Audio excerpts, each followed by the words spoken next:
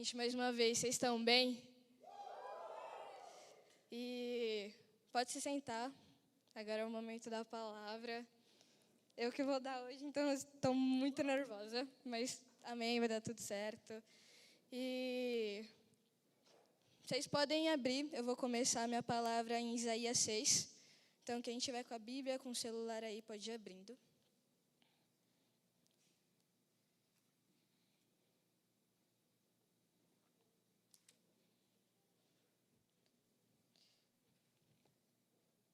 Eu já vou ir lendo, mas o meu vai ser do Isaías 6 até o 8. Eu vou ler aqui para vocês rapidinho. Que vai estar falando do chamado de Isaías. E começa falando: No ano em que o rei Urias morreu, eu vi o Senhor assentado num trono alto e exaltado, e a aba de suas vestes enchia o templo. Acima dele estavam serafins, e cada um deles tinha 6 asas. Com 2 cobriam o rosto, com 2 cobriam os pés, e com outras 2 voavam. E proclamavam uns para com os outros: Santo, Santo, Santo é o Senhor dos exércitos. E a terra inteira estava cheia da sua glória. Ao som das suas vozes, os batentes das portas tremeram, e o templo ficou cheio de fumaça. Então eu gritei: Ai de mim! Estou perdido, pois eu sou um homem de lábios impuros e vivo no meio de um povo de lábios impuros. E os meus olhos viram o Rei, o Senhor dos exércitos. Logo um dos serafins voa até mim, trazendo uma brasa viva, que havia havido tirado do altar com uma tenaz, e com ela colocou na minha boca e disse: Veja, isso tocou os seus lábios. Por isso a sua culpa será removida e o seu pecado será perdoado. Então eu ouvi o Senhor conclamando: Quem enviarei? Quem irá por nós? E eu respondi: Eis-me aqui, envia-me. E eu queria fazer uma oração para a gente começar, então se vocês puderem abaixar suas cabeças rapidinho. Senhor, quero te agradecer por esse momento, que em nome de Jesus tudo que eu venha falar não venha ser de mim, mas venha ser o Senhor através de mim. Que a tua palavra possa fazer sentido em nossos corações, que a gente possa realmente abrir os nossos corações, as nossas mentes, para que a gente venha entender aquilo que o Senhor quer nos trazer hoje. Que os nossos olhos, os nossos ouvidos espirituais estejam abertos para ouvir e poder sentir o Senhor falando conosco. Em nome de Jesus é que eu te peço e eu te agradeço por tudo. Amém. Então, o tema da minha pregação vai ser o peso da glória. E ao contar que eu vou falando a palavra, vocês vão entendendo. E eu tenho 3 pontos para falar hoje. E o primeiro ponto vai ser a questão dos serafins. Então, a gente pode ver aqui que do versículo 1 até o versículo 3, ele vai falar da visão que ele estava tendo. Isaías estava tendo a visão de que o Senhor estava sentado num alto e sublime trono, e os serafins estavam em volta dele. E eles cantavam: Santo, Santo, Santo ao Senhor. E quando eu li, na verdade, quando eu comecei a pensar no que eu iria escrever, segunda-feira eu estava junto com uns amigos meus, e a gente cantou a música Isaías 6, e eu já tinha ouvido essa música milhares de vezes, só que o Senhor tocou muito no meu coração. E a primeira questão foi de que o quanto de versículos na Bíblia falam de que anjos e serafins, eles clamam Santo, Santo, Santo ao Senhor. E eu fiquei pensando que os serafins, eles clamam por isso, eles cantam isso ao Senhor todos os dias, porque eles convivem com o Senhor. Então, eles só falam que o Senhor é santo, porque eles realmente conhecem o Senhor. Eles realmente sabem do íntimo do Senhor, e eles sabem que Ele é santo. E por isso que eles clamam. E claro que nós não temos a capacidade de viver igual os anjos vivem, que é literalmente ao lado do Senhor. Mas a gente tem a capacidade, pela graça do Senhor, de viver uma vida junto ao Espírito Santo, que foi a quem o Senhor deixou para nós. E a gente pode sim caminhar junto ao Senhor e entender o quão santo Ele é, o quão maravilhoso Ele é, o quão poderoso, cheio de amor, cheio de compaixão Ele é, somente se a gente pegar o nosso convívio e colocar em prática. Então, os anjos, eles clamam, em vários versículos da Bíblia a gente vai ver isso, que eles clamam santo porque eles convivem com o Senhor. E um exemplo disso, muito fácil, é se eu tenho um amigo meu e eu falo para todo mundo, mano, esse amigo meu, ele é muito fera na palavra, ou ele é muito inteligente, ou ele é muito extrovertido. Eu não vou conseguir falar isso de um amigo meu se eu não convivo com ele. Eu não vou conseguir pegar uma pessoa aleatória e falar, mano, essa pessoa é muito isso.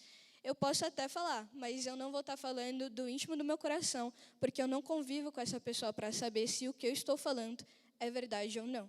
Então, os anjos, eles falavam isso. Só que eles não somente tinham o fato de que o Senhor é santo, como a gente sabe que isso é um fato, mas eles também falam isso do íntimo deles, porque eles convivem com o Senhor. Então, uma das primeiros pontos que eu quero trazer é o quanto a gente tem a oportunidade de estar ao lado do Senhor e saber o que realmente Ele é e o que realmente Ele tem para trazer para nós. E as nossas vidas precisam ser guiadas por experiências de que aquilo que o Senhor traz para nós. Então, os anjos, com certeza, já viveram todas as possíveis experiências ao lado do Senhor. E creio eu que muitos de nós querem falar daquilo que o Senhor faz, não por experiências dos outros, mas pelas nossas próprias experiências. E a gente precisa abrir o nosso coração também para entender que isso sim é possível. Então, eu posso pegar inúmeras experiências de vocês e eu posso sair pregando a palavra, pregando o evangelho para todo mundo e falar, meu, um amigo meu viveu isso, isso, isso, então Jesus existe. Então, Jesus é real, então creia no Senhor. Só que se eu vier para alguém pregar a palavra e falar, eu vivi isso, isso, isso com o Senhor, então eu creio que Ele é real e Ele vai curar a sua vida, Ele vai te salvar, isso tem muito mais poder. Porque aquilo que eu vivi, eu consigo falar com todos os sentimentos dentro de mim. Porque eu me permiti viver algo que o Senhor tinha para mim. Então, as experiências que os outros têm servem para fazer com que a nossa fé cresça. Com certeza, é muito bom ouvir a experiência dos nossos amigos com o Senhor. Mas também é muito bom ao ponto de que a gente entende que o Senhor quer ser tão íntimo nosso a partir do momento em que a gente se entrega para viver experiências completas com Ele. Então, que a gente possa clamar mais por... eu espero que no meu quarto eu tenha experiências maravilhosas com o Senhor. Eu tenha momentos que o Senhor age comigo no meu quarto. Eu posso pedir para que o Senhor haja comigo em experiências dentro da minha casa, em lugares totalmente aleatórios, porque eu estou disponível a experimentar e ter experiências próprias minhas com o Senhor. E o segundo ponto que eu quero trazer é em questão ao versículo 5, que Isaías ele vem e fala que ele estava vendo toda a glória do Senhor, os serafins, e ele olha para si próprio e ele fala, ai de mim, porque eu sou um homem de lábios impuros e ainda mais vivo no meio de um povo de lábios impuros. O que será de mim agora? E a gente pode, um exemplo, para vocês entenderem melhor sobre a questão desse medo que Isaías estava. Por exemplo, Moisés, quando estava no monte, ele queria ver a face do Senhor, e o Senhor falava, você não pode ver a minha face, então eu vou te mostrar apenas as minhas costas. Quando Paulo, por exemplo, viu a glória de Deus, uma luz que estava no céu, ele caiu e ficou cego. João também, que é um exemplo muito bom, é que quando ele viu toda a história, toda a visão de Apocalipse, ele caiu no chão como morto. Então, nós não temos capacidade de ver tamanha glória do Senhor, porque nós ainda não fomos glorificados. O nosso corpo é fraco, o nosso corpo é frágil, e a glória do Senhor era muito grande, ao ponto da gente ver e se permanecer da mesma forma. E o que eu queria falar aqui é a questão de as amizades que a gente tem, em questão a tudo o que nos traz. Os familiares, o pessoal do nosso trabalho, o pessoal da nossa faculdade, da nossa escola.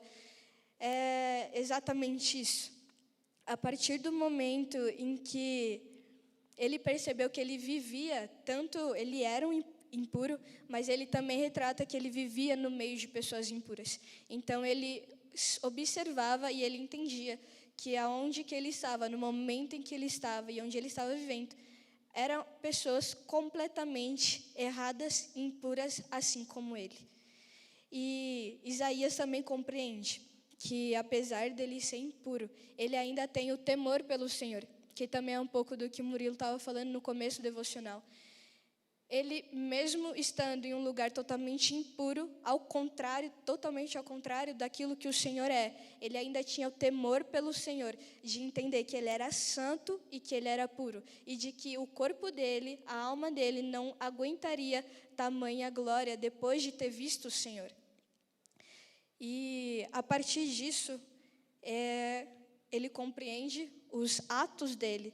E o que eu fiquei pensando para mim mesma para mim mesma e tanto para vários outros exemplos que eu já ouvi falar de pessoas que eu conheço e que eu não conheço. É aquele ditado que todo mundo fala, a maioria das pessoas fala eu estou vivendo tal pecado, só que assim, é muito vergonhoso falar para Deus. Então, eu vou deixar aqui, mas tá de boa, os outros pecados eu falo, mas tem pecado que não dá. Vai ficar difícil de falar para o Senhor e Senhor, né? O Senhor dos Senhores. Eu não vou falar os meus pecados muito bravos, porque não vai dar certo, né? E a gente vai guardando isso. Guardando. E eu fico pensando qual é o sentido da gente ter vergonha de ir ao Senhor para que a gente se torne limpo novamente, do que ter medo o suficiente para continuar vivendo naquilo que a gente não quer. A gente quer se livrar dos nossos pecados, mas também a gente não tem a coragem de se colocar aos pés do Senhor e falar, eu tenho tal pecado, e eu quero que o Senhor me ajude a sair deste momento.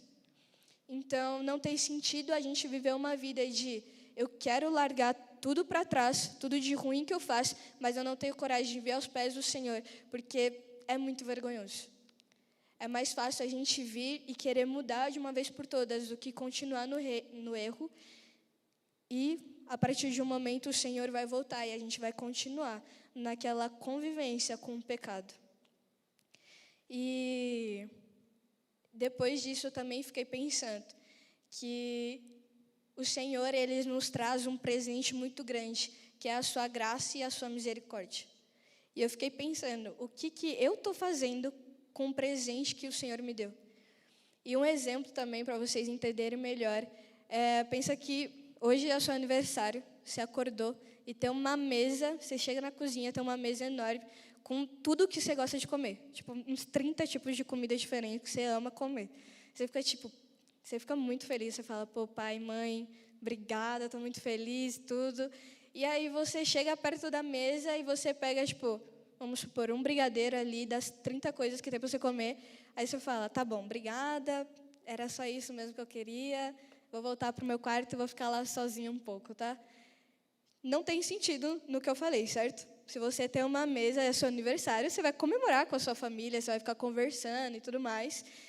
E pensa agora quando a gente se depara com um banquete posto à nossa frente e o Senhor, Deus, coloca a graça e a misericórdia dele. A gente vai lá, experimenta um pouco da graça e da misericórdia do Senhor. E depois a gente fala, eu vou ali pecar rapidão e daqui a pouco eu volto para experimentar de novo e tudo mais. É como se a gente estivesse pegando essa mesa do que o Senhor nos trouxe e revirando ela para baixo. Não tem sentido em a gente ver alguém nos dando algo que ninguém nunca vai nos dar e nem pode nos dar, e a gente não usufruindo dela 100%. Não tem sentido eu ver tamanha graça e misericórdia do Senhor colocado em mim e eu não usufruir disso e preferir continuar no erro, continuar pecando e vivendo tudo o que o mundo tem para me dar. O Senhor é o único que pode me dar graça e misericórdia. O Senhor é o único que pode colocar sobre mim tamanho perdão. Se eu não usufruo disso, se eu não me coloco aos pés do Senhor para viver aquilo que Ele tem para mim, não faz sentido o que eu estou fazendo. Não faz sentido eu viver e não faz sentido eu me chamar de cristã, porque isso não é um fato de uma pessoa cristã fazer. Nós temos que usufruir, nós temos que nos colocar ao pé do Senhor. E assim como Isaías, se deparar com o tamanho pecado que ele tinha nele e falar, ai de mim, porque eu vi o Senhor. Eu sou um homem totalmente errado e eu vi aquele que é totalmente santo e puro. O que vai acontecer comigo? E o Senhor derrama sobre nós tudo que há de bom. E agora é o terceiro ponto, na verdade, o último fato, que é o quanto temos direcionado a nossa vida para a manifestação do Senhor. E para isso, eu queria falar com vocês o significado do que é o peso da glória de Deus. O peso da glória de Deus é simplesmente a manifestação da sua santidade na vida das pessoas. Para vocês entenderem melhor, eu vou ler um dos últimos versículos de Isaías que eu li. Eu vou reler de novo, que é o versículo 6 até o 8, que fala: Logo um dos serafins voou até mim, trazendo uma brasa viva, que havia tirado do altar com uma tenaz. Com ela colocou na minha boca e disse: Veja, isso tocou os seus lábios. Por isso a sua culpa será removida e o seu pecado será perdoado. Então ouvi a voz do Senhor conclamando: Quem enviarei e quem irá por nós? E eu respondi: Eis-me aqui, envia-me. E esse último terceiro ponto é que a partir do momento que nos direcionamos para o Senhor, percebemos do que tudo o que Ele nos dá não faz sentido, nada o que nós vamos viver faz sentido se a gente não colocar Ele no meio. Então, Isaías, ele percebeu tudo que ele estava vivendo, mas a partir do momento em que ele viu a glória de Deus, que ele viu o peso da glória do Senhor sendo manifesta na sua frente, ele percebeu que o jeito que ele estava vivendo já não podia ser mais o mesmo. Literalmente, 3 versículos antes, ele fala o quão impuro ele é. Depois ele fala: envia-me, eu estou aqui, eis-me aqui, Senhor. E que quando conhecemos o Senhor mais a fundo, vemos o peso da glória do Senhor. E quando a glória de Deus é manifesta, não tem como viver da mesma forma. Com isso, eu queria ler um versículo à parte que está em 2 Crônicas 5:14. 5:14, tirei o microfone antes da hora, perdão. E, resumindo, só para vocês entenderem, está na época em que Salomão vivia e eles tinham para quem lembra, para quem conhece, eles fizeram uma arca para o Senhor e eles estavam colocando dentro do santuário. E eles estavam todos purificados já, e depois que eles colocaram, eles começaram a cantar e a tocar os instrumentos que estavam com ele. E eles cantavam como Ele é bom e o seu amor dura para sempre. E depois fala: nesse momento, uma densa nuvem encheu o templo do Senhor. Com isso, os sacerdotes não puderam dar continuidade nos seus serviços, pois a presença gloriosa do Senhor encheu o templo.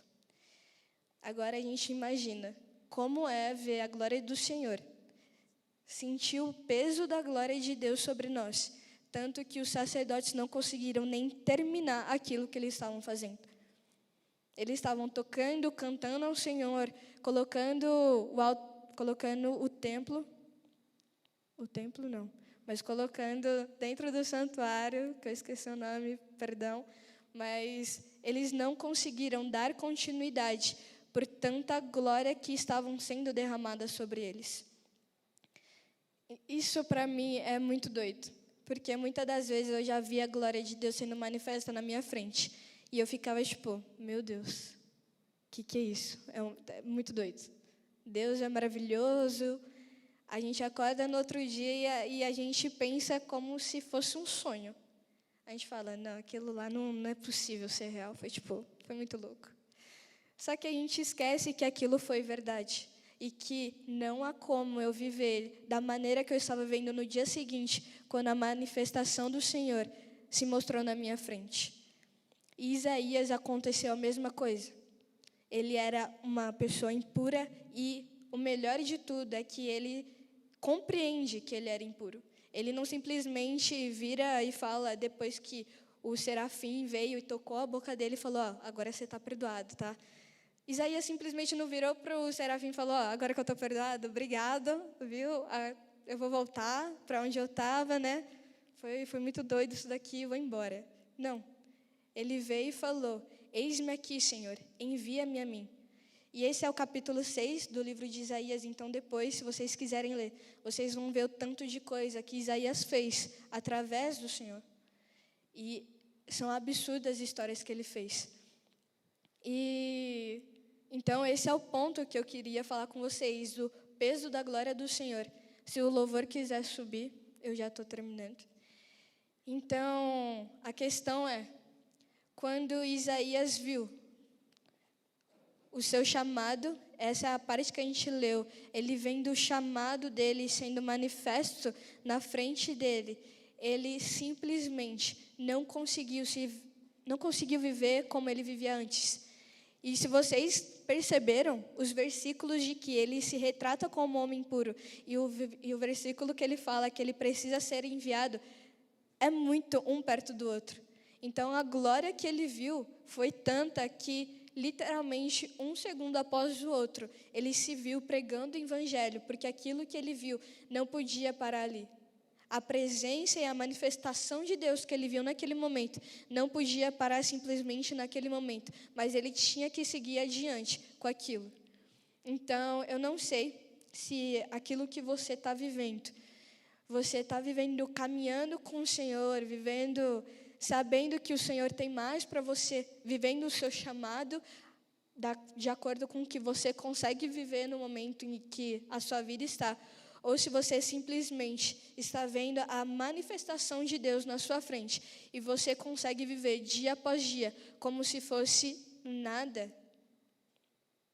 A gente precisa realmente parar e observar aquilo que a gente tem colocado na nossa vida.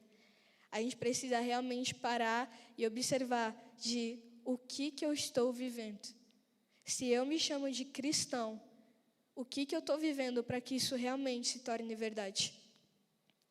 Se você pudesse colocar de pé, em nome de Jesus. Eu vou fazer uma oração e é para esses dois tipos de pessoas que eu falei. Se você está vivendo o seu chamado, se você sabe que dia após dia você está vivendo, sabendo que um pecado você já conseguiu passar, outro pecado você está conseguindo passar, e você está vivendo dia após dia como realmente uma pessoa que segue o evangelho, ou se você é outra pessoa que você vê a manifestação de Deus na sua frente, mas você consegue viver como se nada daquilo fosse verdade, eu quero orar para esses dois tipos de pessoa. Não quero que ninguém venha aqui na frente, não precisa levantar a mão. Eu sei que cada um de vocês sabe aquilo que você está vivendo. Eu só peço para que você coloque a mão no seu coração, que a gente vai orar agora.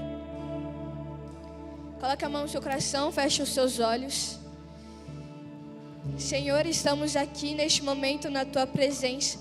E eu quero te agradecer por essa palavra que o Senhor tocou-me a mim primeiro. E em nome de Jesus eu espero que tenha tocado todos que estão aqui me ouvindo. Que em nome de Jesus, o Senhor venha nos fazer igual a Isaías, Pai. De que a partir do momento em que vemos a manifestação da Sua presença, a gente não consegue se ver a mesma pessoa. E a gente se coloca, Pai, no Teu Evangelho, se coloca nos Teus caminhos para seguir aquilo que o Senhor tem para nós. Pai, em nome de Jesus, abençoe aqueles que estão seguindo já o Seu chamado, que estão vivendo dia após dia, Pai, nos Teus caminhos, que o Senhor venha estar os abençoando, trazendo cada vez mais sabedoria para que eles não se desviem. Mas eu peço também por aquelas vidas, Pai, que vejam a manifestação da Sua glória, vejam quão pesado é a Sua glória, mas também, Pai, vivam dia após dia como se não fosse nada. Santo Espírito, traga sobre nós o Teu amor, a Tua compaixão, mas nos mostre, Pai, que o Senhor é o único que nos dá graça e misericórdia. Que a gente venha usufruir da Sua graça, que a gente venha se colocar na Tua presença, assim como o Senhor nos abençoe a fazer, e que a gente venha dia após dia, Pai, estar seguindo os Teus caminhos, lendo o Teu Evangelho e se tornando cada dia uma pessoa melhor. Em nome de Jesus, Pai, abra os nossos olhos espirituais para a gente ver aonde a gente está indo, para a gente consiga observar quem que está convivendo conosco.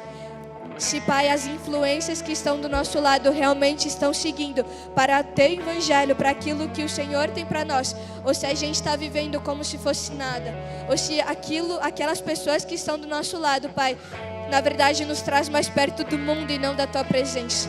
Em nome de Jesus, abençoe o nosso caminhar, que tudo seja para a honra e para a glória do Teu santo nome, Pai. Em nome de Jesus, nos abençoe, Pai, nos traga sabedoria na nossa mente dia após dia, para que a gente mude o nosso caminhar. Em nome de Jesus, amém.